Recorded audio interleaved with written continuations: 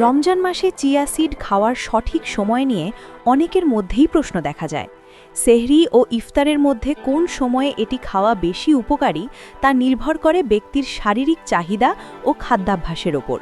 তবে পুষ্টিবিদদের মতে অধিকাংশ মানুষের জন্য ইফতারের সময়ে চিয়া সিড খাওয়াই বেশি সুবিধাজনক।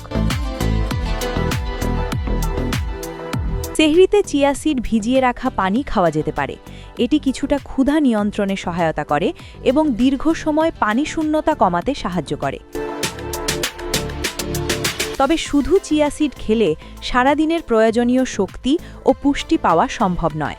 তাই সেহরিতে এটি খেলে অবশ্যই ভাত, ডাল, ডিম, সবজি বা প্রোটিন সমৃদ্ধ অন্যান্য খাবার রাখতে হবে। বিশেষজ্ঞরা খাবারের অন্তত 15-20 মিনিট আগে চিয়া সিড ভেজানো পানি পান করার পরামর্শ দেন। অন্যদিকে ইফতারের সময় চিয়া সিড খেলে বেশি উপকার পাওয়া যায়।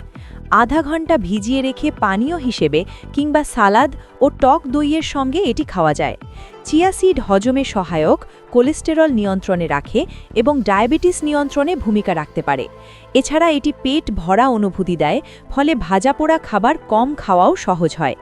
তবে মনে রাখতে হবে, চিয়া সিড কোনোভাবেই সুষম খাবারের বিকল্প নয়, বরং এটি একটি সহায়ক পুষ্টি উপাদান। Desk report, Bangla post.